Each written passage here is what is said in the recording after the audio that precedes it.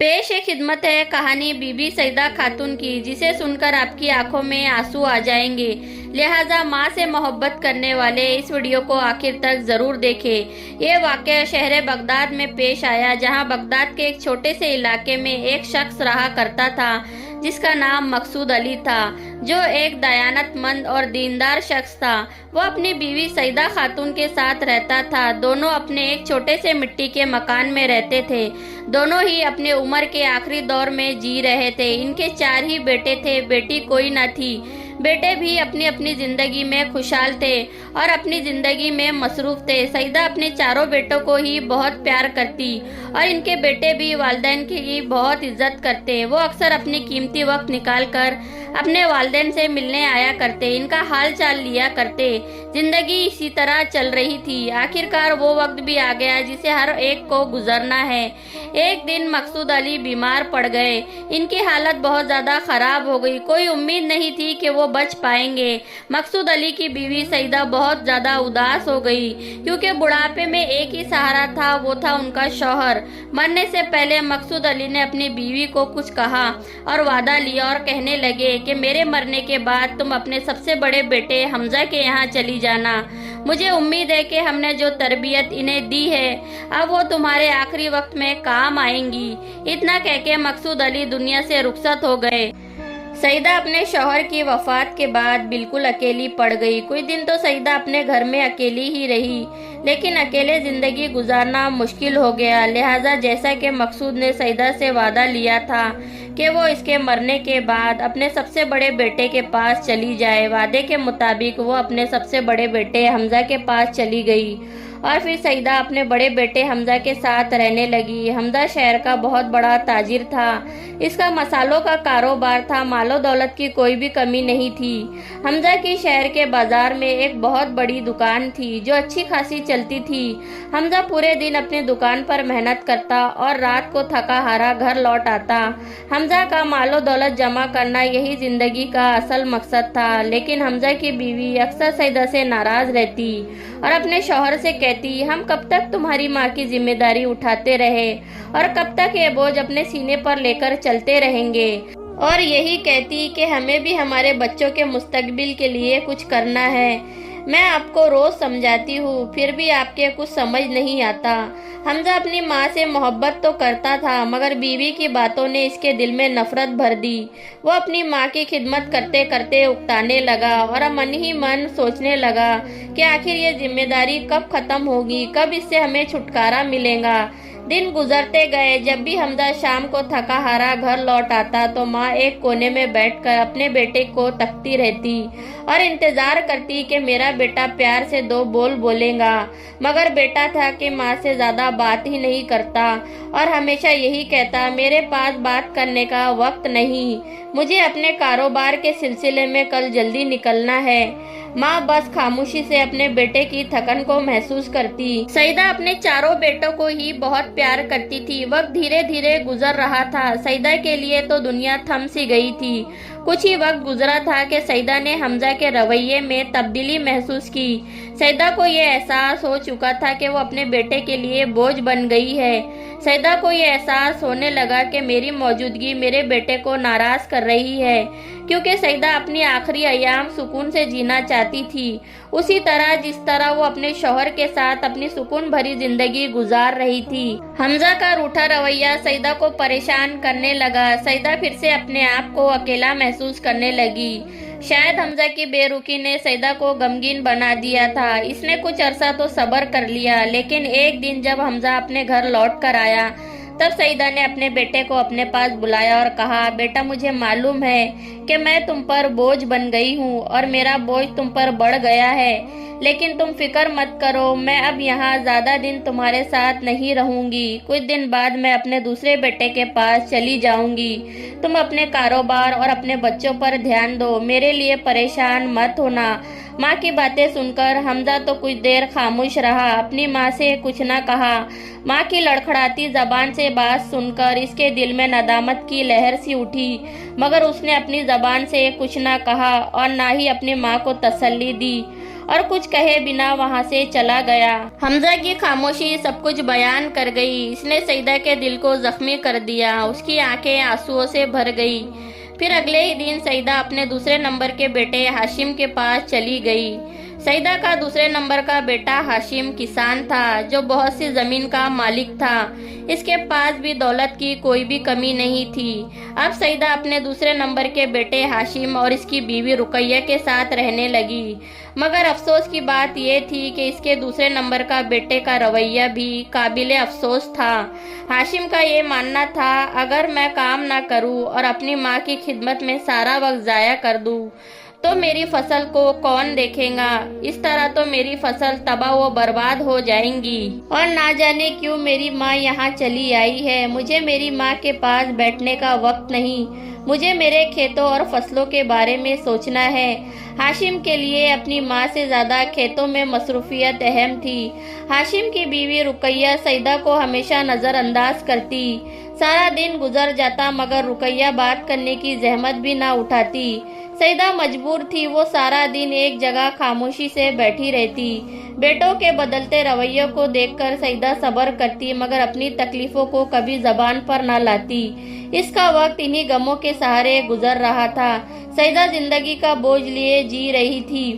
ایک دن سویرا ہوا، ہاشم روز کی طرح کھیتوں میں جانے کے لیے نکلا۔ جاتے وقت اپنی ماں سے بات کی، کہنے لگا اماں آپ دن بھر خالی بیٹھی رہتی ہو، آپ کو میری بیوی کے کاموں میں ہاتھ بٹانا چاہیے تاکہ آپ کی موجودگی کا اسے بھی کچھ فائدہ ہو، وہ بھی دن رات کام کر کے تھک جاتی ہے۔ سیدہ بیٹے کی تمام باتیں خاموشی سے سنتی رہی۔ ہاشم سے کچھ نہ کہا لیکن اس کی جھکتی ہوئی کمر، کمزور ہاتھ اور تھکا ہوا جسم اس بات کی گواہی دے رہا تھا کہ اب وہ کسی بھی محنت کے قابل نہیں رہی۔ لیکن سیدہ نے اپنے بیٹے کی باتوں کا برا نہیں مانا۔ اس سے کہیں نہ کہیں یہ احساس ہو گیا تھا کہ میرا بیٹا ٹھیک ہی کہتا ہے، میں دن بھر آرام ہی کرتی ہوں، میرے پاس تو اور کچھ کام نہیں ہے۔ ہاشم کی باتیں سن کر سیدہ نے اپنی بہو رقیہ کے ساتھ کام میں ہاتھ بٹانا شروع کیا مگر رقیہ سارا کا سارا کام سیدہ پر ڈال دیتی۔ سیدہ کی اتنی حالت نہیں تھی کہ وہ گھر کا سارا کام کر سکے۔ اسے پتا تھا اس کا بیٹا اسے ذمہ داری کی نظریے سے دیکھ رہا ہے، محبت کی نظر سے نہیں۔ سیدہ اب گھر کا سارا کام کرتی مگر رقیہ کو چین نہ آتا۔ کام کرتے کرتے سیدہ کی حالت خراب ہونے لگی، اس کے ہاتھ پاؤں کانپنے لگے۔ رقیہ نے مزید ہاشم کے کان بھرنا شروع کر دیے اور اپنے شوہر سے کہتی یہ تمہاری اماں ہمیشہ پریشان کر رہی ہے، تمہاری والدہ کے اور بھی تو بچے ہیں، وہاں جا کر آرام سے زندگی گزار سکتی ہے، اب کیا یہ ہمارے یہاں زندگی بھر پڑے رہیں گی؟ ہاشم بھی بیوی کی باتوں کو سنتا رہا اور اپنی بیوی کی باتوں پر عمل کیا اور سیدہ سے کہنے لگا اگر آپ یہاں پریشان ہیں تو کوئی بات نہیں، آپ اپنے دوسرے بیٹے کے پاس چلی جائیں، وہاں آپ سکون سے رہیں گی، میں آپ کو ہر ماہ پیسے بھیج دیا کروں گا۔ سیدہ نے جب ہاشم کی بات سنی تو اسے یقین ہی نہ ہوا کہ میری موجودگی انہیں اتنا پریشان کر دیں گی۔ ہاشم کی باتوں نے سیدہ کے دل کو بہت بڑا زخم دیا جس کا بھرنا ناممکن تھا۔ ماں پر محبت اور توجہ دینے کے بجائے وہ ماں کو بہت بڑا بوجھ سمجھ رہا تھا جس سے وہ پیچھا چھڑانا چاہتا تھا۔ ہاشم کی باتوں کا سیدہ کے دل پر گہرا صدمہ ہوا اور وہ اگلے ہی دن ہاشم کے گھر سے نکل کر اپنے تیسرے بیٹے ظفر کے گھر چلی آئی۔ سیدہ کے تیسرے بیٹے کا نام ظفر تھا جو مٹی کے برتن بنانے کا کام کیا کرتا مگر اسے ایک بری عادت تھی جو کہ نشے کی تھی۔ وہ ہر وقت نشے میں چور رہتا، دنیا داری کی اسے کوئی بھی فکر نہیں تھی، اس کی آمدنی بہت ہی کم تھی۔ اس کی بیوی سکینہ مٹی کے برتن بنانے میں اپنے شوہر ظفر کی مدد کرتی اور اسے بیچنے کے لیے دوسرے شہر جاتی۔ سیدہ نے اپنے چاروں بچوں کی ہی تربیت بہت اچھے سے کی تھی لیکن ظفر گھر سے الگ ہو کر بری سنگت میں پڑ گیا اور تبھی سے اس نے شراب پینا شروع کر دیا۔ ظفر نے اپنی ماں سیدہ کا احترام کیا، اسے اپنے گھر میں جگہ دی لیکن وہ ہر وقت نشے میں چور رہتا۔ وہ تو خود اپنی بیوی اور بچوں پر دھیان نہیں دیتا تو وہ مجبور ماں اس سے کیا ہی امید کرتی۔ اپنی بوڑھی ماں کی بیماری اور اس کی دل کی گہری اداسی پر اس کا کبھی دھیان ہی نہیں گیا۔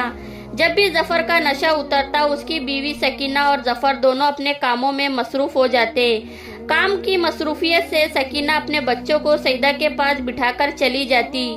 سیدہ جو بیماری سے کمزور ہو چکی تھی اب وہ کمزوری کی وجہ سے کانپ رہی تھی اور وہ اپنے آپ کو اکیلا محسوس کر رہی تھی۔ زندگی کے آخری پڑاؤ پر اسے اپنے بیٹوں کی خدمت اور ہمدردی کی ضرورت تھی۔ جہاں اس کا خیال کرنے والا کوئی نہیں تھا، اس کی خدمت گزار کوئی نہیں تھا، وہ اپنے شرابی بیٹے سے اور کیا ہی امید کرتی، جبکہ اس کے دونوں بیٹے جو اتنے سمجھدار اور نشے سے پاک تھے، وہ کوئی اور ہی نشہ کر کے بیٹھے تھے۔ لہٰذا سعیدہ اپنے آخری اور چوتھے نمبر کے سب سے چھوٹے بیٹے کے گھر چلی آئی۔ سعیدہ کے سب سے چھوٹے بیٹے کا نام شاہد تھا۔ وہ مزدوری کیا کرتا، وہ بہت زیادہ غریب تھا، محنتی شخص تھا۔ جب شاہد نے دیکھا کہ اس کی والدہ اتنی بری حالت میں گھر آئی ہے، وہ بہت زیادہ کمزور لگ رہی تھی، جیسے کہ اس کے جسم میں جان ہی نہ ہو۔ شاہد اپنی ماں سے بہت زیادہ محبت کرتا تھا۔ اس کی بیوی نرگس نے بھی سعیدہ کا احترام کیا، اسے عزت دی اور اپنی ساس کی خدمت میں کوئی کمی نہ چھوڑی۔ شاہد بھی جو کچھ کماتا وہ اپنی ماں اور بیوی پر خرچ کرتا۔ وہ اپنے ماں کے لیے دوائیوں کا بندوبست کرتا۔ اس نے اپنے ماں کے لیے ایک چارپائی خرید لی تاکہ وہ اس پر آرام سے رہ سکے۔ وہ بہت اچھے سے اپنی ماں کا خیال رکھ رہا تھا، اس کے پاس بیٹھ کر گھنٹوں باتیں کرتا، اسے وقت دیتا۔ شاہد کی بیوی نرگس بھی بہت رحم دل تھی، وہ بھی سعیدہ کا دل سے خیال کرتی۔ وہ ہمیشہ اپنی ماں کی طرح سعیدہ کی خدمت کرتی، وہ سعیدہ کے پیر دباتی اور گھنٹوں سعیدہ سے بات کرتی۔ اسی طرح دن گزر جاتا۔ جب سعیدہ نے اپنے بیٹے اور بہو کی نیکی اور محبت کو دیکھا کہ کس طرح غریب ہونے کے باوجود دونوں نے اس کی خدمت میں کوئی کمی نہیں چھوڑی، تو وہ بہت زیادہ خوش ہوئی، انہیں بہت زیادہ دعائیں دینے لگی۔ ہر روز دونوں سعیدہ کے پاس آ کر بیٹھ جاتے اور سعیدہ سے باتیں کرتے۔ شاہد بھی ہر روز کام پر جانے سے پہلے اپنی ماں کے قدموں کو بوسہ دیتا اور خوشی خوشی اپنے کام پر چلا جاتا۔ اس طرح خوشحالی میں دن گزر گئے۔ سعیدہ اپنے بیٹے شاہد کے گھر خوشی سے رہنے لگی۔ آخر کار اسے وہ عزت ملی جس کی وہ کب سے طلبگار تھی۔ ایک دن اچانک سعیدہ کی بہت زیادہ طبیعت خراب ہو گئی، وہ شدید بیمار پڑ گئی، وہ دن رات اپنی چارپائی پر پڑی رہتی۔ شاہد اپنی ماں کی بگڑتی ہوئی حالت کو دیکھ کر اکثر رو پڑتا، اس کے لیے اس کی ماں بوجھ نہیں تھی۔ شاہد کے دل میں اپنی ماں کے لیے بے پناہ محبت تھی اور اس نے ہر ممکن کوشش کی اپنی ماں کو خوش رکھنے کے لیے، تاکہ اس کی خدمت میں کسی بھی طرح کی کوئی کمی نہ رہ جائے۔ شاہد کے آنسو اور اپنے لیے اتنی قدر اور محبت دیکھتے ہوئے سعیدہ نے شاہد کو اپنے پاس بلایا اور اپنی دھیمی اور لڑکھڑاتی ہوئی آواز میں کہنے لگی، بیٹا شاہد، میرا آخری وقت قریب آ گیا ہے، میری سانسیں اب میرا ساتھ نہیں دے رہی۔ شاہد کی آنکھوں میں آنسو بھر آئے اور اپنی ماں سے کہنے لگا، اماں، اللہ آپ کو سلامت رکھے، آپ ایسی بات کیوں کرتی ہو؟ اللہ نہ کرے آپ ہمیں چھوڑ کر چلی جائے، ہم کیسے جی پائیں گے؟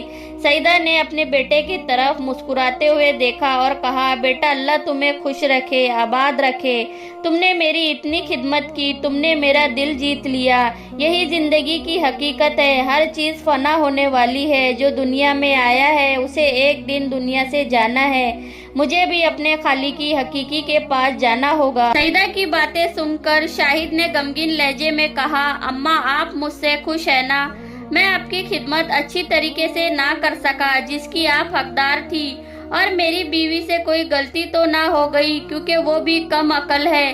اگر ہم دونوں سے کوئی گلہ شکوہ ہے تو ہمیں بتائے تاکہ ہمیں یہ احساس ہو جائے کہ ہم سے کیا غلطی ہوئی ہے۔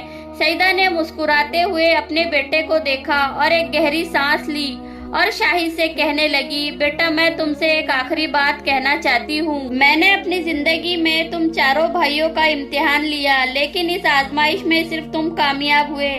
تمہارے والد نے اپنے انتقال سے پہلے کہا تھا کہ میں اس دنیا سے جا رہا ہوں۔ اب تمہیں یہ دیکھنا ہے کہ ہماری تربیت میں سے سب سے بہترین تربیت کس بیٹے کی ہوئی، اور یہ راز صرف تم اسے ہی بتانا۔ بیٹا، میں نے اور تمہارے والد نے تم چاروں بھائیوں کو بڑے نازوں سے پالا، تمہیں کسی بھی طرح کی کوئی تکلیف نہیں ہونے دی، تمہاری ہر خواہش پوری کی۔ اس غریبی زندگی میں 4 بیٹوں کی پرورش کرنا ہمارے لیے آسان نہیں تھا، لیکن مجھے ایسی بات کا افسوس ہے، میری آخری وقت میں تمہارے بھائیوں کے پاس محبت دینے کے لیے وقت نہ تھا، اور اپنی زندگی اور کاروبار میں اتنا مصروف ہو گئے کہ وہ اپنی ماں کو ہی بھول گئے۔ مگر میں اللہ پاک کی شکر گزار ہوں کہ اس نے مجھے تم جیسا فرما بردار بیٹا دیا۔ اب تم میری بات دھیان سے سنو۔ میرے مرنے کے بعد بغداد کے علاقے میں جہاں ہم پہلے رہتے تھے वहाँ से कुछ दूर एक बड़ी सी गली है, वहाँ एक शख्स रहता है जिसका नाम अमान उल्लाह है। तुम उस शख्स से जाकर मुलाकात करना और उससे कहना मेरी वालिदा सईदा खातून वफात पा चुकी है और वो अमानत जो मैंने अमान उल्लाह के पास रखी थी वो तुम्हें दे दे। वो अमानत उन्होंने अपने पास संभाल कर रखी है। ये अमानत मेरी तरफ से तुम्हारे लिए तोहफा है और उस अमानत से तुम अपनी जिंदगी को बेहतर बना सकते हो। और ये बात याद रखो कि इसका जिक्र अपने उन तीनों भाइयों के साथ ना करना और इस अमानत में से अपने भाइयों को कुछ ना देना। ये मेरी आखिरी इल्तिजा है। इतना कह के सईदा खातून इस दुनिया से रुखसत हो गई। शाहिद को अपनी माँ के जाने का बहुत दुख था। उसकी आंखें आंसुओं से भर गई और दिल में एक खालीपन था। शाहिद की बीवी नरगिस भी बहुत ज्यादा रोने लगी क्योंकि नरगिस ने सईदा की खिदमत पूरे दिल से की थी। नरगिस ने किसी तरह शाहिद को समझाया और अपनी वालिदा की मौत की खबर अपने बाकी भाइयों को दी जो अपनी माँ को बोझ समझते थे। अब वो जनाजे में शरीक हो गए। शाहिद बहुत ईमानदार शख्स था, अपने भाइयों के लिए हमदर्दी फिक्रमंद था, जबकि शाहिद के तीनों भाई बिल्कुल भी ऐसे नहीं थे। वो शाहिद को बेवकूफ़ समझते थे। शाहिद छोटा होने के साथ साथ बहुत समझदार था। इसने अपनी वालिदा के जाने के बाद अपने भाइयों से कहा अम्मा ने मुझे एक अमानत सौंपी है, मुझे ये यकीन है कि वो कोई कीमती खजाना होगा। अम्मा ने सिर्फ मेरे लिए वसीयत की थी। शाहिद के तीनों भाई जो कि कहीं ना कहीं दिल में लालच रखते थे और शाहिद से कहने लगे देर किस बात की है, जल्दी जाओ और जाकर वो अमानत यहाँ ले आओ। फिर हम सभी भाई उस अमानत को आपस में तकसीम कर लेंगे ताकि सभी भाइयों को बराबर बराबर हिस्सा मिल सके। शाहिद जो बड़ा दिलदार था, इसने अपनी भाइयों की बातें मान ली और उस जगह के लिए निकल गया जिस जगह का पता सईदा ने उसे बताया था। जगह तलाश करने के बाद वो उसी शख्स के पास गया जो उसकी वालिदा ने उसे बताया था, जिसका नाम अमान उल्लाह था। वो उस शख्स से जाकर मिला और अमानत अमान उल्लाह ने शाहिद को दे दी। वो एक बड़ा सा संदूक था। शाहिद के वालिद उस शख्स के पास अमानत के तौर पर रख गए थे और वसीयत की थी सईदा की वफात के बाद अपने चारों बेटों में से जिस बेटे को भी वो तुम्हारे पास भेजेंगी ये अमानत तुम सिर्फ उसे ही देना। वो उस संदूक को लेकर अपने घर लौट आया और जैसे ही उसने संदूक को खोला तो वो हैरान रह गया। उस संदूक में कीमती जवाहरात, सोने के सिक्के और कुछ कागजात थे जिस पर कीमती दुकानों की मोहर लगी हुई थी। शाहिद ने अपनी दयानतदारी का सबूत देते हुए अपने तीनों भाइयों को उनका हक दिया, इनके साथ गद्दारी नहीं की और जो कुछ भी हिस्सा बचा उसे अपने पास रख लिया। उस पर राजी हो गया। सभी भाई अपना अपना हिस्सा लेकर अपने घर लौट गए। जिंदगी इसी तरह चलती रही। उन्होंने मुड़कर शाहिद की तरफ कभी नहीं देखा, ना ही अपने मरहूम वालिदैन की कब्र पर जाया करते। दौलत और आयशो आराम की भूख ने इन्हें इतना अंधा बना दिया था कि वो अपने मरहूम वालिदैन को भी भूल गए। एक दिन शाहिद का सबसे बड़ा भाई हमजा जो मसाले का कारोबार करता था, इसका कारोबार में बड़ा नुकसान हुआ और वो कर्ज में डूब गया। इस हादसे ने हमजा का सब कुछ छीन लिया। हर कर्जदार इसके सर पर खड़ा रहता। जिस बाजार में वो मशहूर था आज वहाँ कोई इसका नाम लेने वाला नहीं था। जब भी वो अपने दोस्तों से मदद के लिए जाता तो उसका हर दोस्त से मुंह फेर लेता। कर्ज न चुकाने की वजह से इसकी दुकान और मकान दोनों ही नीलाम हो गए। वो सड़क पर आ गया। जो बाजार का सबसे बड़ा ताजिर था, किस्मत ने आज उसे कहाँ लाकर खड़ा कर दिया। वो फकीरों की तरह दर दर भटकता रहा, किसी ने उसकी मदद तक नहीं की। सईदा का दूसरा बेटा हाशिम, जिसके पास कई खेत थे और वो इन खेतों का मालिक था, जो हर वक्त अपने फसलों और बागों की देखभाल में मसरूफ रहता। मौसम की गर्दिश ने उसकी जिंदगी को भी गर्दिश में ला खड़ा किया। जब उस पर भी कुदरत का इम्तिहान आया तो उसके खेतों की फसलें और फूलों के बाग सब कुछ बर्बाद हो गए। मौसम की सख्ती हाशिम पर बिजली बनकर गिरी और सारी फसल बर्बाद हो गई।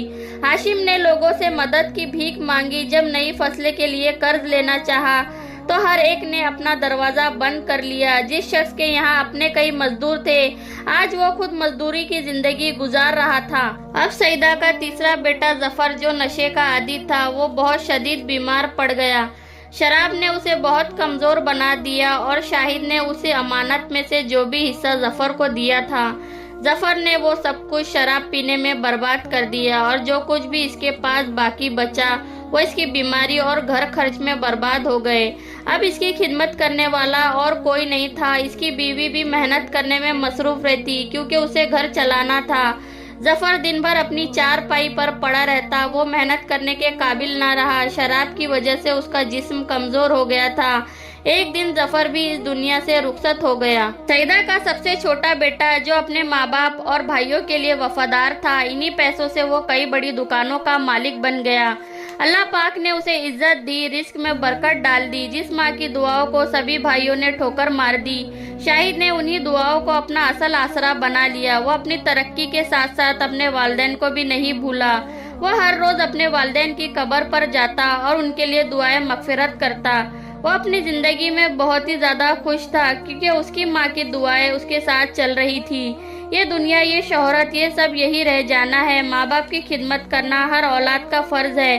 جو اولاد اپنے ماں باپ کو بے سہارا چھوڑ دیتے ہیں، انہیں زندگی میں کبھی خوشی نہیں ملتی، کیونکہ دور تو سب کا آتا ہے۔ آج ہمارے ماں باپ کا ہے تو کل ہمارا آئے گا۔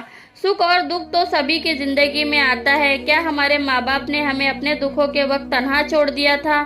نہیں نا۔ تو ماں کی عزت کرے اور ان کا احترام کرے اور ان کی دعائیں لیتے رہے۔ جو بھی انسان اپنے والدین کی دعائیں لیتا ہے وہ زندگی میں ہمیشہ کامیاب رہتا ہے، اور اللہ پاک سے بس یہی دعا ہے کہ ہم سب کے والدین کو سلامت رکھے۔ دوستو، امید کرتی ہوں آج کی یہ ویڈیو آپ کو ضرور پسند آئی ہوگی۔ چینل پر نئے ہیں تو چینل کو سبسکرائب ضرور کر لے، ویڈیو کو لائک کر دے، بیل آئیکن کو ہٹ کر دے تاکہ آنے والی تمام ویڈیو کی نوٹیفیکیشن آپ کو ملتی رہے۔ تب تک کے لیے اجازت دے، اللہ حافظ۔